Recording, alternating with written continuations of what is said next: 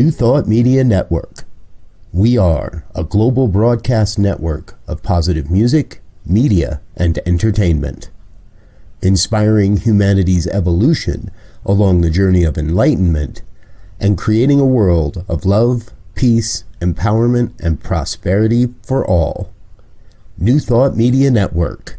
Positively inspiring.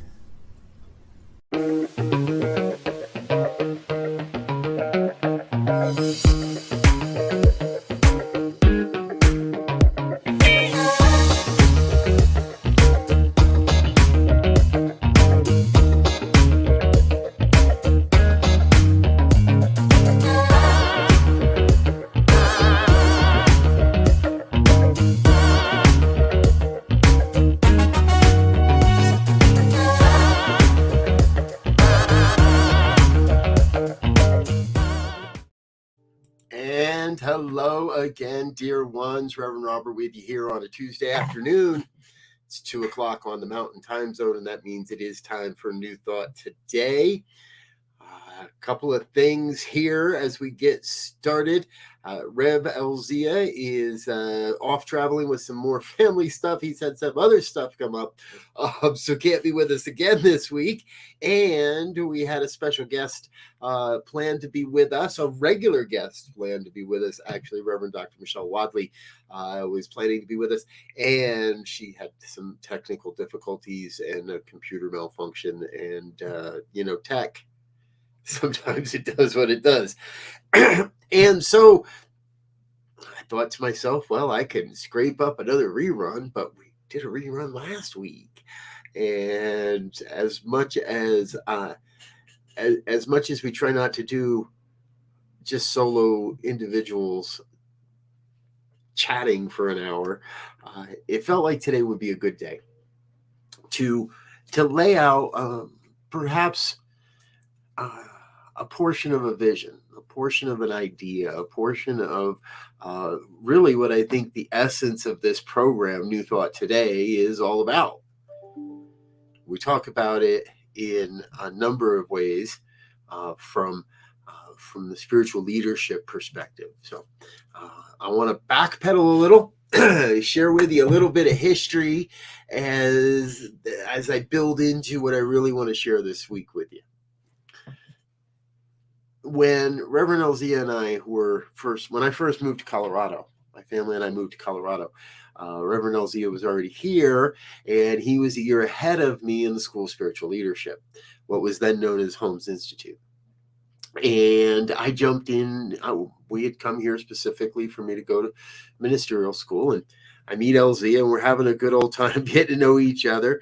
And at that point, in that aspect of study at that time, the degree that we received is called a Master's in Consciousness Studies. And that means that we were studying how consciousness affects our reality and how people interact with their consciousnesses and how we use our consciousness studies. And we have a good old time, and there were all kinds of great classes. And some of the things that we were studying included quantum physics. Some of what we studied included spiral dynamics, and some of what we studied included integral theory. And we were constantly reflecting back these other philosophies, if you will, these perspectives on life, on consciousness. We were constantly reflecting that back to how Ernest Holmes talked about it in The Science of Mind. We were studying to be religious science ministers, so there we are, and so we're constantly in this in-depth exploration, and oftentimes it had a very academic flavor to it, regardless of how we reflected it. Right? We would look at how these things operated in the world, how they operated in people's lives, and other examples. And again, try to reflect that back onto how Holmes said it and oftentimes found and were able to draw the correlations. Not always. Occasionally there's one or two, something that doesn't quite jive. But it was so much fun to bring that back. Now, simultaneously, at the same point, what we're also studying is at that time, now this is 2008, 2009, 2010, 2011. In that time, what we're doing is we're studying the contemporary applications of spiritual community in the world and how to be effective spiritual leaders. That's what we were there. That was the course of study. What's so amazing is here we are almost a dozen years later now, coming up on a dozen years later now.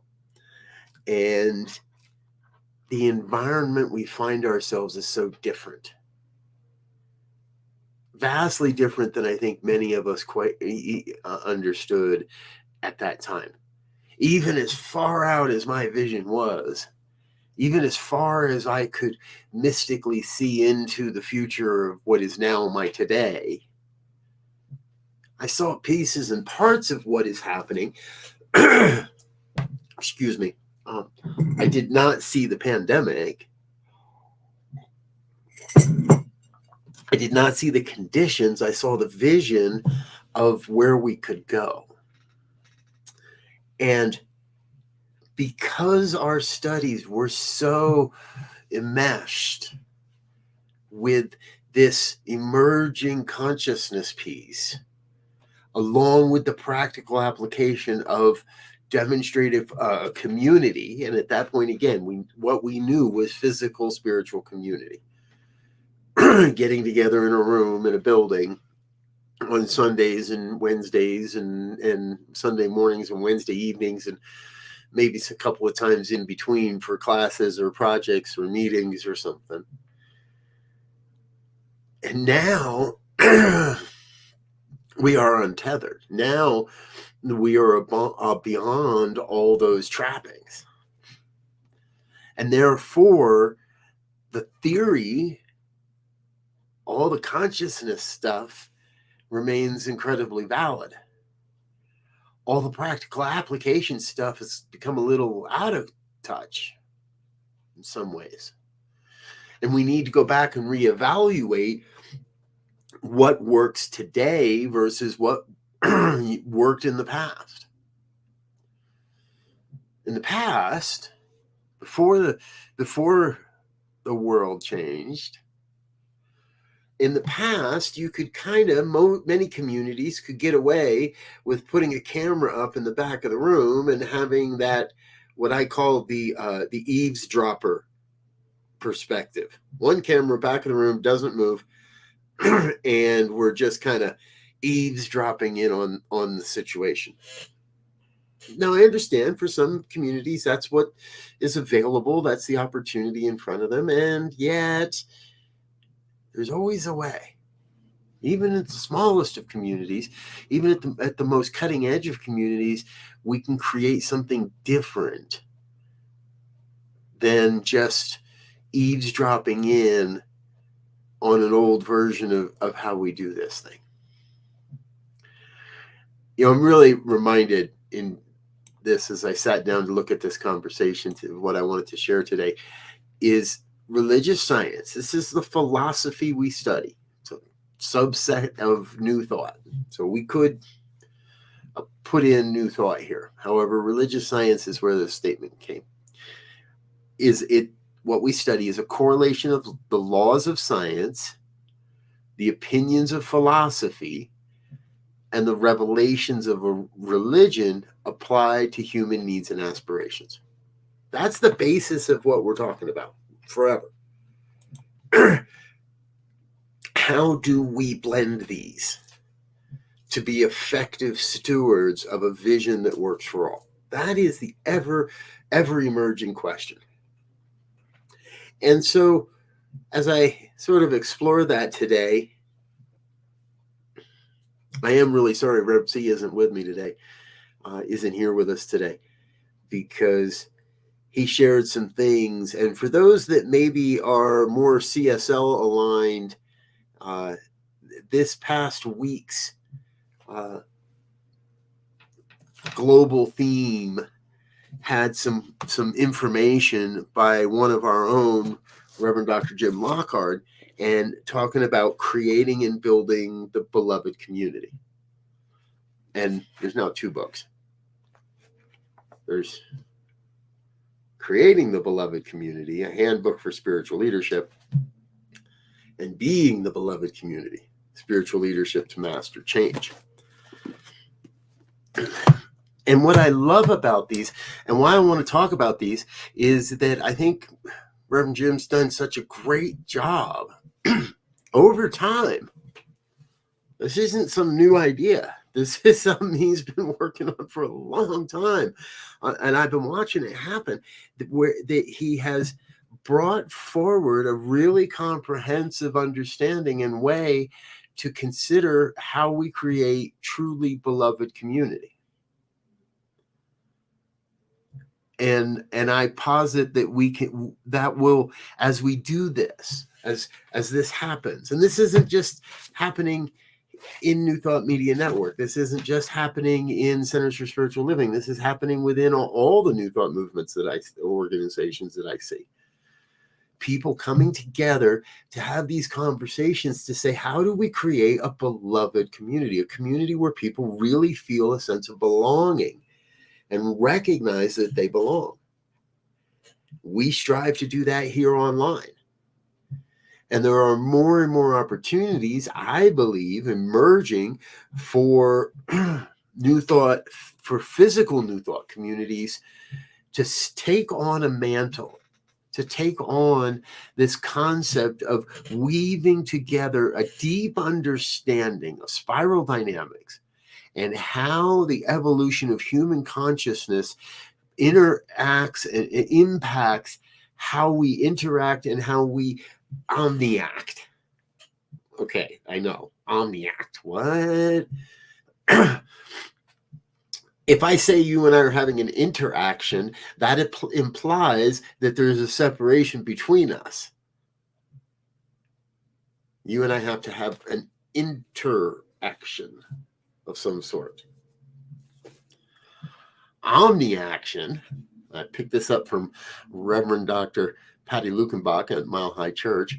Omniaction is a recognition that what you're experiencing and what I'm experiencing in the same time differential is exactly perfect. And it's not your experience versus my experience. It is the collective of both of our experiences and anyone else that might happen to be involved. Omniaction. This is why we love concerts. So many people love concerts so much.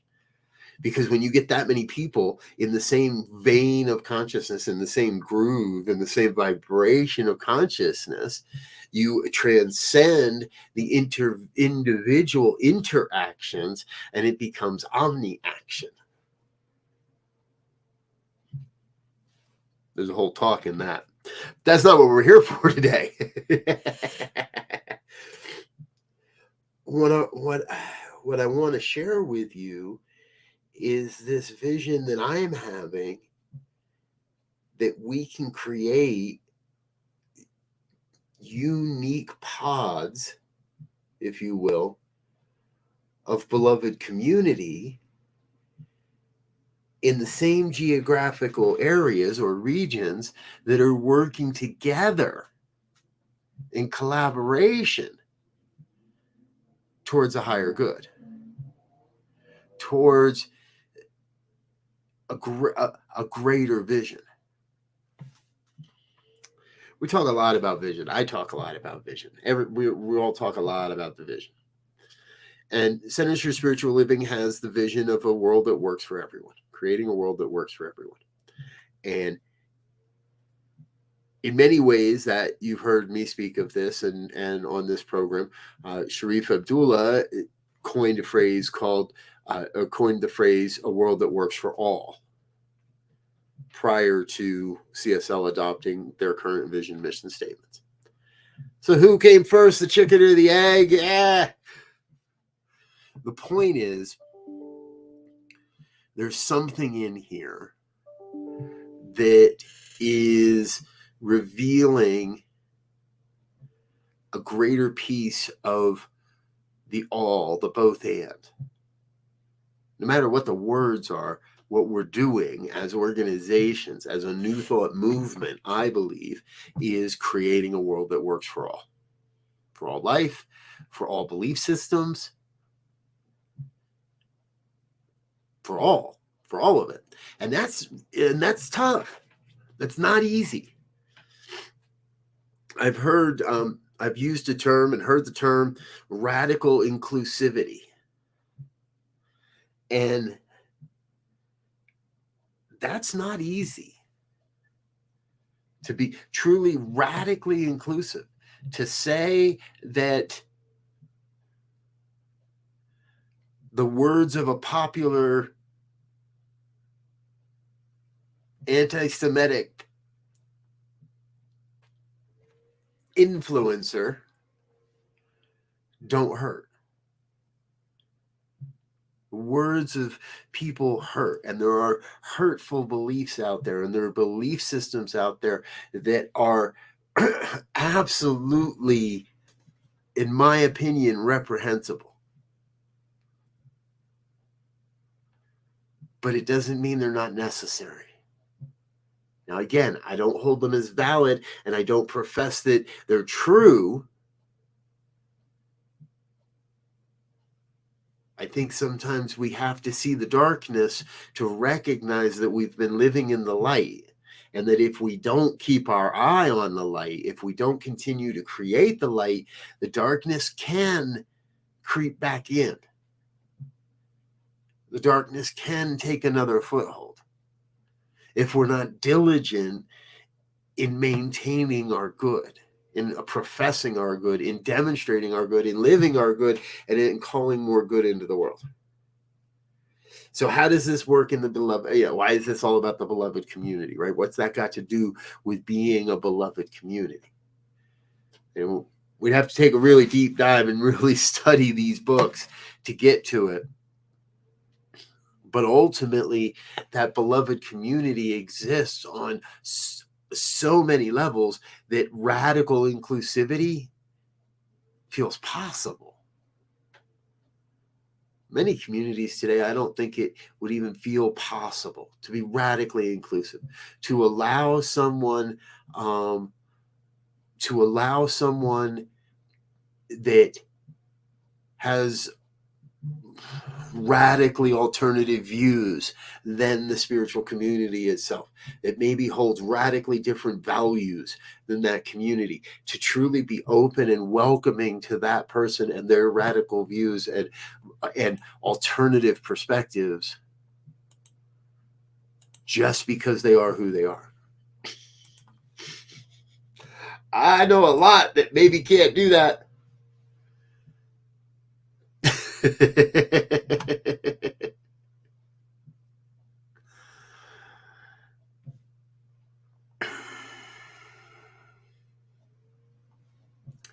beloved community, I believe, as outlined by the work of Reverend Dr. Jim Lockhart, and as being demonstrated by many good people across this movement. I was in a program, I was in a class, a leadership group this past year, through the year of 2022, where monthly we met to discuss the book, but it was so much more than a book study.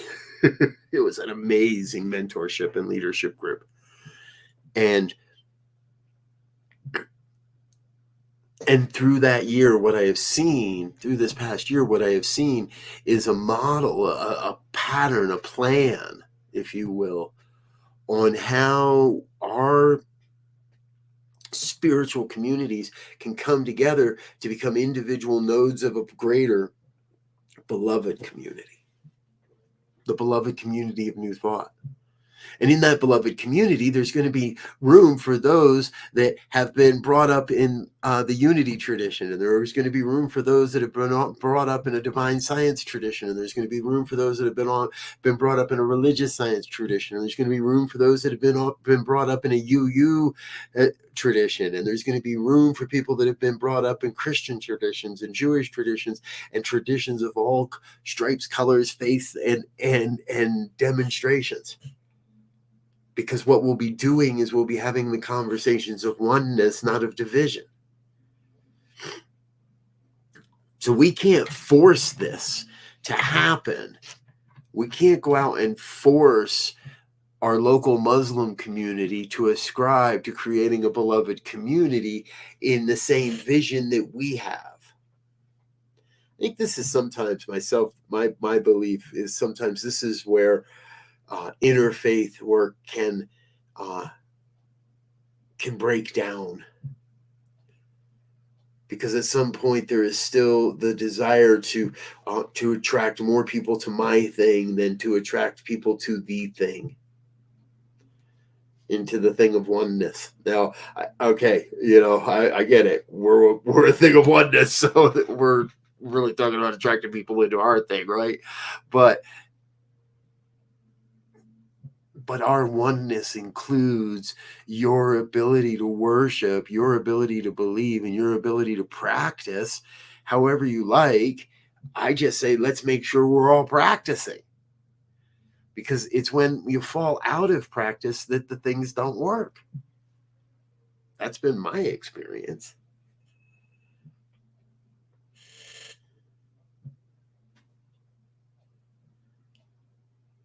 I love to have these conversations.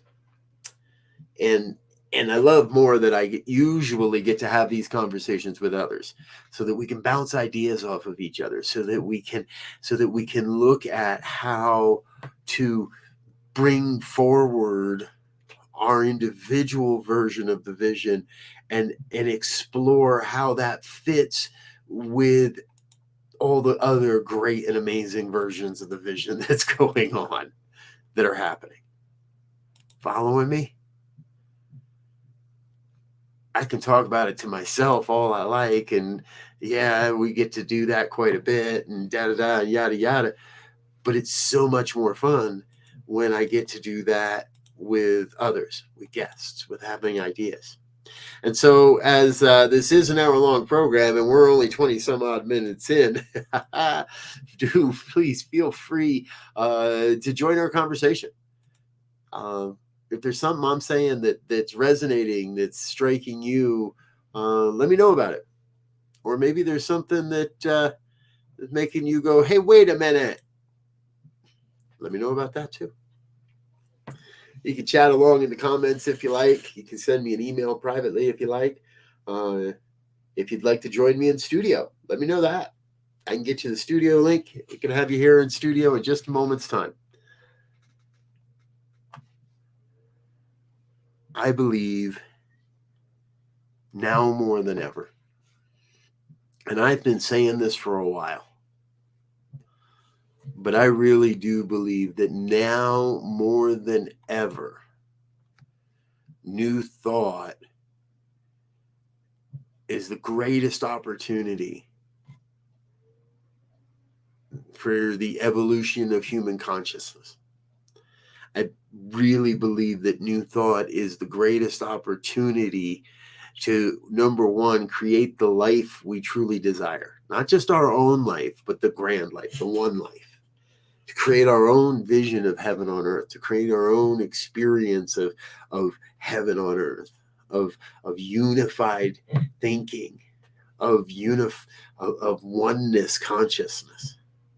We have that opportunity. And if you're hearing these words, you've either been studying it for a while, and kudos and right on, and now we get to go put it into action, or you're pretty new to the philosophy and you're wondering, what in the heck did I stumble into?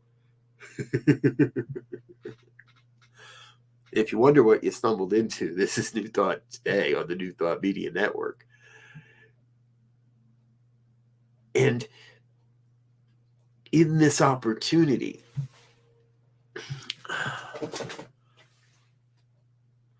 to see us embrace the opportunity that's out there for everyone. If you listen to my prayer work, if you listen to how I personally express this philosophy, it will come as no surprise that I believe there is a ministry within you, that you are a divine emanation of God's life, of the one life, that you are here to bring forth a unique set of gifts and skills and talents in a way that no one else can. And so the insights you have, the visions you hold, the dreams that you embrace, the things that you are here to demonstrate and experience have to happen.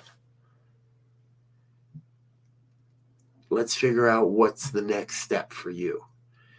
Because you being your authentic self is vital to what comes next. And I can't tell you what comes next. I'm going to call it heaven on earth. Just like I couldn't tell you what was coming. I look at it. Let's go back to this day, to this time frame, December 2019.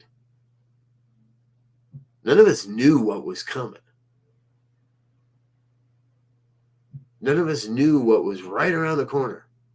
None of us knew what, okay, so we got to change that a little bit, because some did know. Some had an inkling. Some had an idea. But the general population had no real idea what we were collectively, as a human race, what we were about to experience.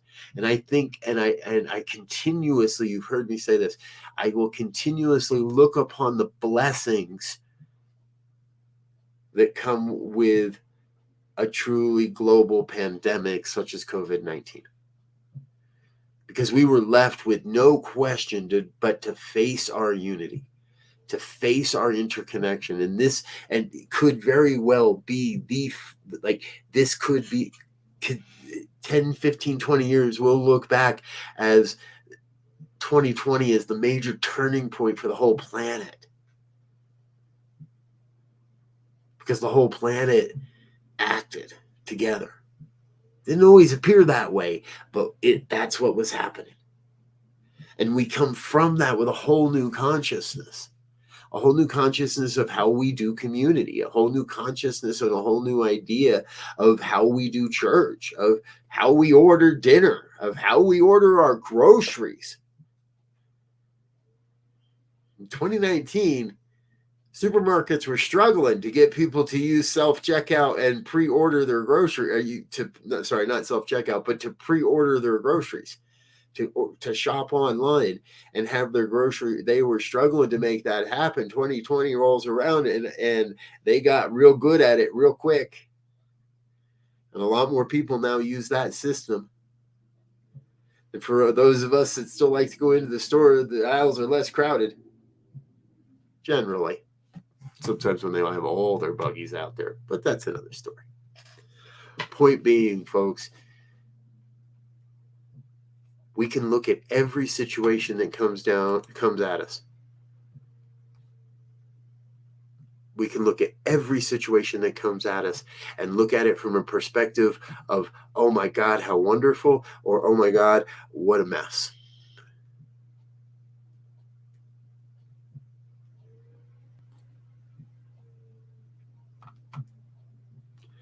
You know, Linda, I'm with you. Linda shares, I both agree and question these ideas. I came close to totally withdrawing from New Thought due to a spiritual leader wanting to make his or her church in their vision. Those who disagree were excluded. Yes, that happens. But I'm not going to say that was a bad thing either. And it would seem from that, Linda, that, and I don't know for sure, but that you're still with that community. And I trust that in some way, the experience serves all over time. And if you had decided to go somewhere else, that would be perfect too.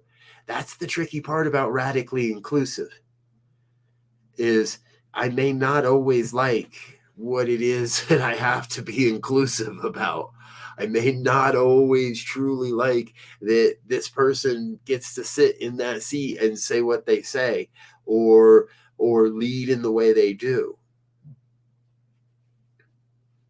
And I can't say that as a spiritual leader, there aren't times where the same could have been said of me, and most likely has been said of me. It is one of the natures of spiritual leadership and spiritual ministry, is to have a big vision and to drive for that vision. And so there is the balance, the both and of my vision and the vision. Have I done a plug for visioning yet today? I might.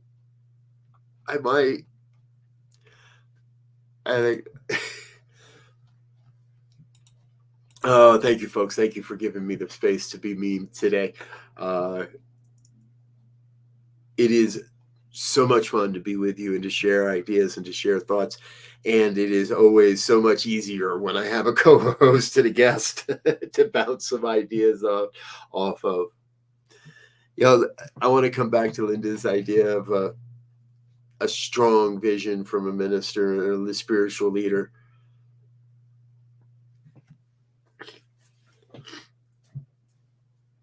Exclusion is different than evolution, but they can sometimes look a lot alike. And I recently saw a Facebook post by a fairly progressive New Thought minister who spoke to a very, let's say, laborious community meeting, annual community meeting. Now, how many people in a New Thought community have not spent 4 or 5 hours in an annual community meeting at some time or another? We have all done it. We'll all do it again.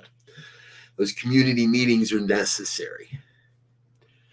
And what was unique was, and this can all be described, all of this can be understood, and all the various pieces and parts that are at play can be understood when we understand the contents of this idea, this philosophy of creating beloved community emerges. And I was able to see all the various stages and states of consciousness that melted into this meeting. These are why these meetings can sometimes feel very laborious to some, and to others, they're incredibly refreshing and incredibly exciting. And it's all based on what perspective we bring to the party. And in this meeting, because the current leadership did want to have a feeling of inclusion and including everybody, they opened the meeting through a video, through a live stream, recorded it, and then left it out there for all the rest of us to see. And what we saw was a lot of people that were hurt because their church was evolving beyond the vision they held. But to them, it felt like they were being excluded. To them, it felt like they were being driven away. And not to disvalid it, right? To me, that's absolutely valid. That's their belief. That's their understanding. And it would also appear that for many of those people, it was the first time they had stood up and come to a meeting in a long time. It was the first time they'd let their voice actually be heard in a long time, because they had this fear of losing or being left behind, when it seemed pretty obvious that the church itself, the consciousness of the congregation, was growing and evolving towards something new.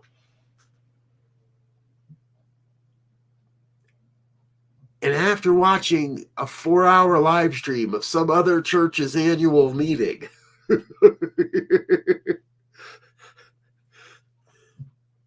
things I do in my spare time for fun, yeah.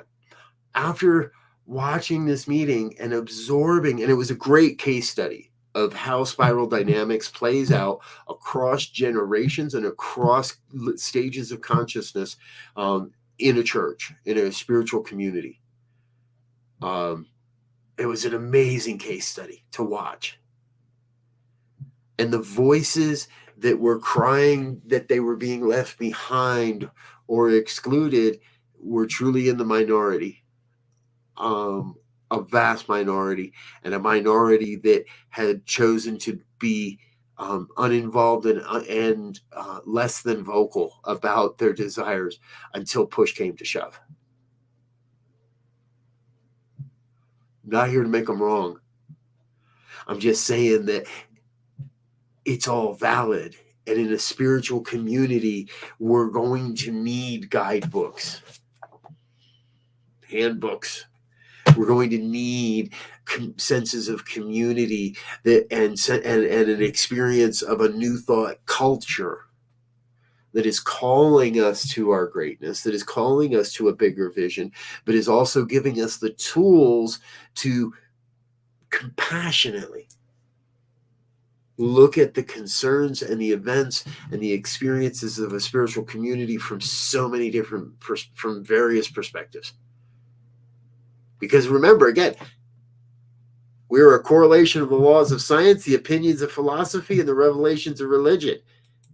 You're going to have some places where that all aligns, and you're going to have some places where my beliefs and your beliefs are not the same. And then we get to figure out how to be together in that.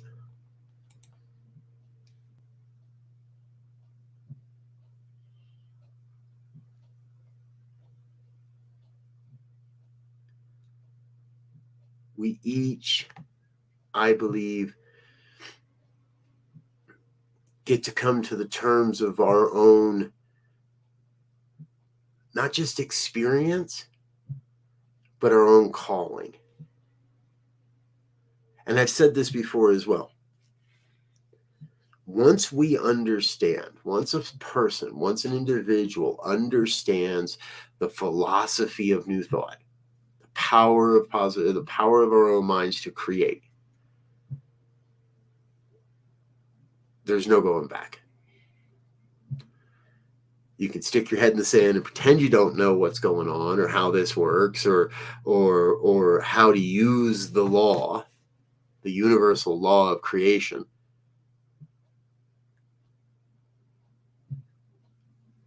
And how to find the both and.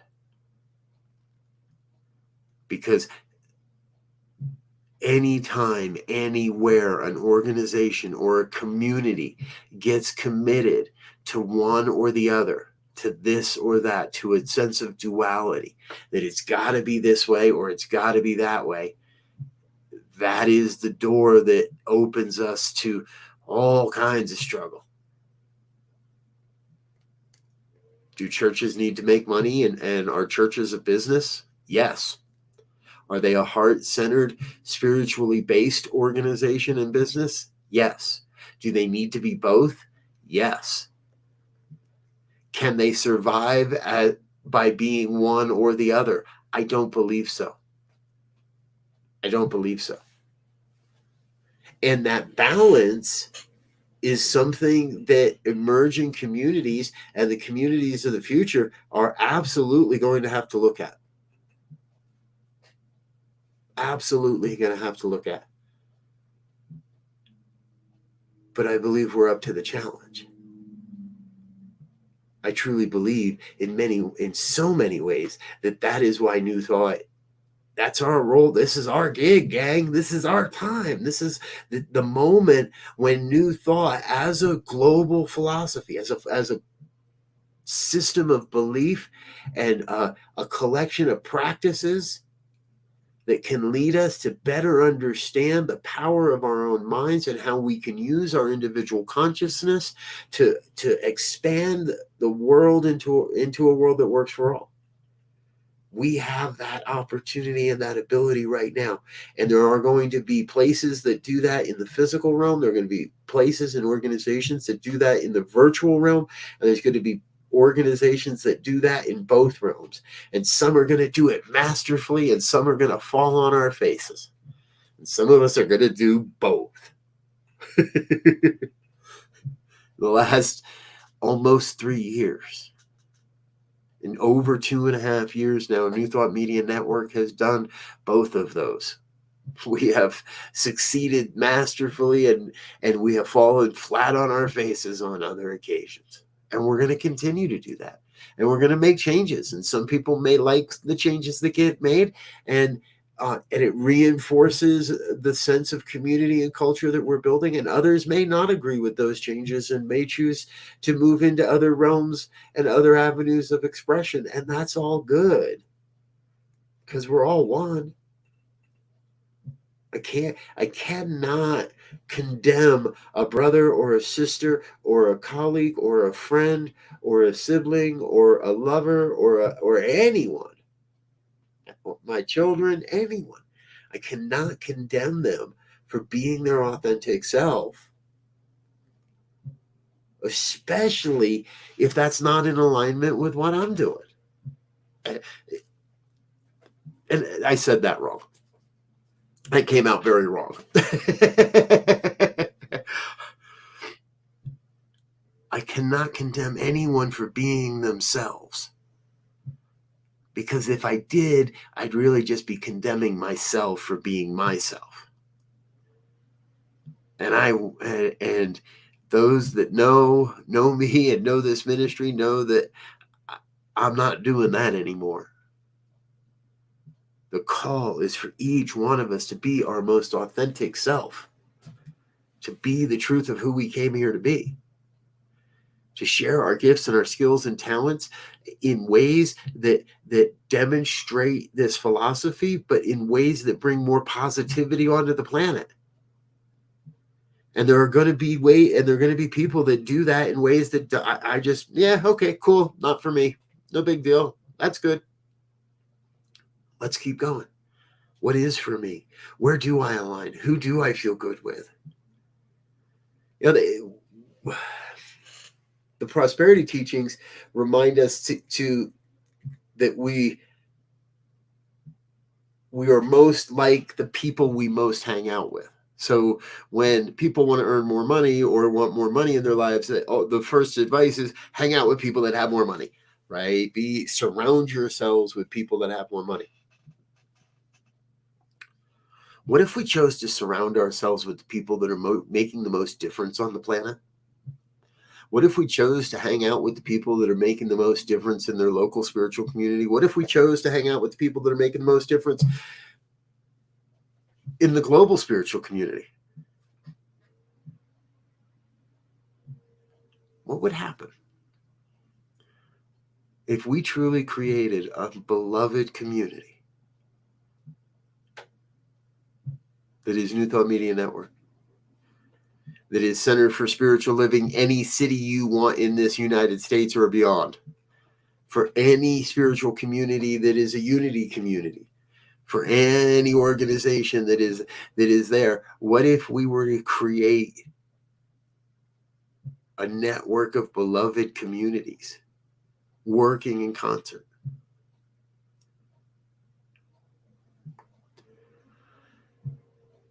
I believe by the power of the mind within us, there is nothing we cannot accomplish. I agree, Linda. It does take a special leadership style. And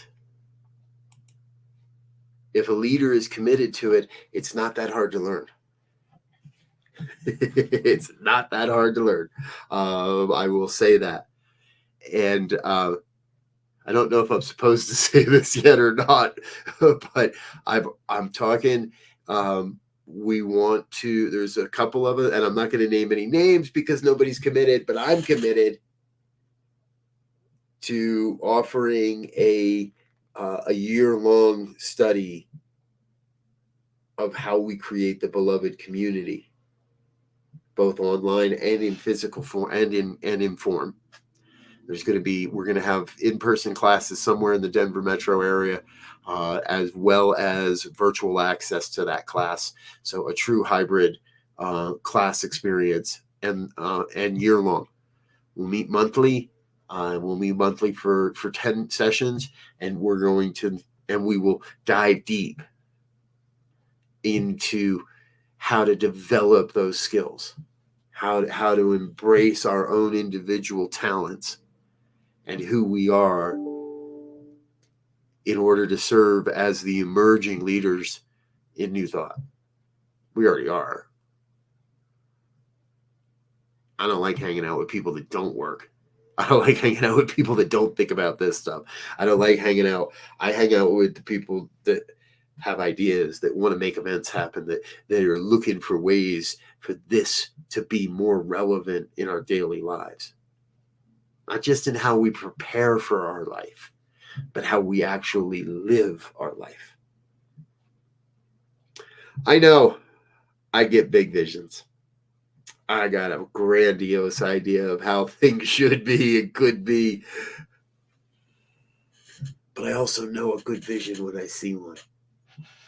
And I want you to know what Jim Lockhart has put together is a synthesis of so much of what we were taught. And I know there's a generation of spiritual leaders out there that understand this, that see the world from this perspective, and we're all looking for ways to make it happen a little bit easier for everybody. And we're all looking for places, and we get an idea going. There's nothing that can stop this mighty philosophy called New Thought, except ourselves. And so New Thought Media Network is here to share. We're here to be a part of this. We're here to do the both and, to figure out how to let the business be the business and not impact the heart and the spirit, and how to let the heart and the spirit directly impact how the business is done. The both and of building a beloved community and learning how to do that all at the same time. The both and of honoring and recognizing that which has come before us to get us to this point, and being willing to lovingly release what no longer serves in order to move into the new vision, the emerging vision, that world that works for all. I believe it's possible. Truthfully, I wouldn't keep doing what I'm doing if I didn't believe it was possible. But we have to do this together. We have to eliminate the false belief in denominationalism that is alive and well in New Thought. And I have talked about this prior, and I'll continue to talk about it. I am guilty as charged of spiritual superiority, of religious science superiority, of New Thought superiority, of believing that the way I was traveling was the best way out there and the only valid way out there, and everything else was nice and good, but you just weren't quite as good. I suffered, and I am releasing that sense of New Thought spiritual superiority, organizational superiority, and coming back to a deep remembrance that we are all one. And so your gifts and your skills and your talents, wherever you learned them, whoever your teacher was, whatever place you got your piece of paper, however you were taught, we're all in this together. Deeply, we are one. And that is the message. And that's what we're here to do, folks. If you'd like to get involved, let us know. info@ntmedia.org. And I know many of you that are giving the thumbs up and the hugs and the likes and everything else, you're already involved, and that's great. And hang on, because it's going to get better. It's going to get more of everything. And there it is. And I just found my closing. A long time back now, Centers for Spiritual Living used an acronym called CORE, C-O-R-E. It's not core as in the center, although it does serve that perspective and that opportunity. It's core as in the consciousness of reality evolving. C, consciousness of O, reality R, evolving. E, core. Somewhere along the line, I recognize, I hear it so often from so many that they want more this, more that, more everything. And I realize that more is the movement of reality evolving. And that's how it works. Consciousness first. I have the consciousness of reality evolving, and the experience is more. It is the movement of reality evolving into the newness. And we have to be champions of that change. We are champions of that change. For those that are not champions of the change are destined to be left behind.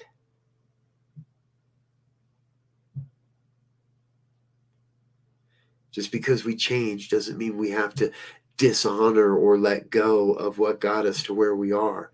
We don't have to dishonor or let go of our history. We don't have to dishonor or let go of the philosophy that got us to where we are, but we have to be willing to go with the motion. We have to be willing to go with the movement of reality, evolving into a world that works for all.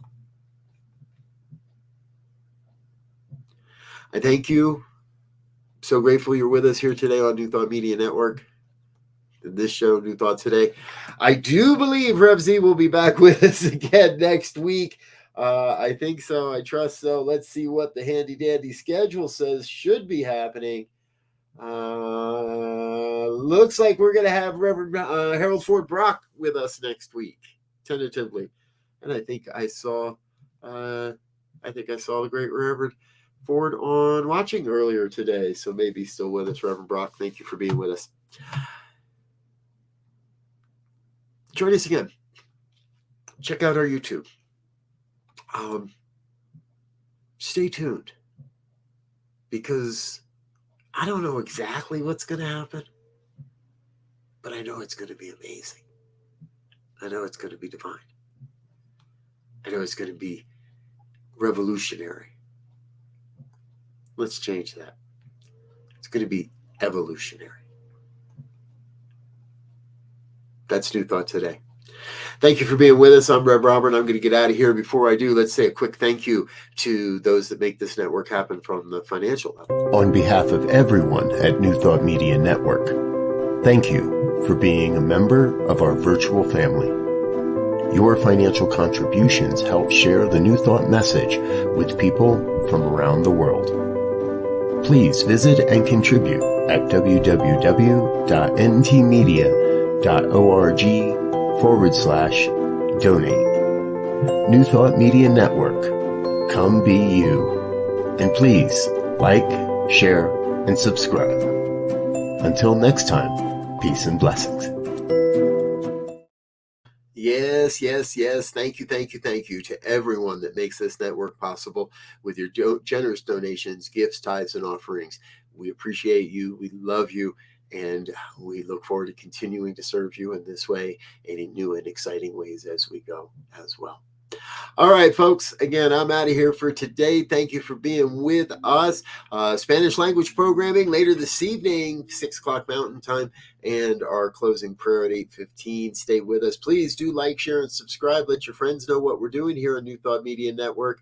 And if you've got some time, we would really appreciate head over to the YouTube channel and check out a past episode of a show or two. We're on a drive to get some extra hours on our YouTube channel before the end of the year and working towards our monetization over there. So check out maybe a show you haven't seen before or a past episode of a show that you do love. We'd really appreciate the watch time. I'm Rev Robert. I'm out of here for now. I love you. And until I see you again next time, I want to wish you peace and richest blessings. Bye now.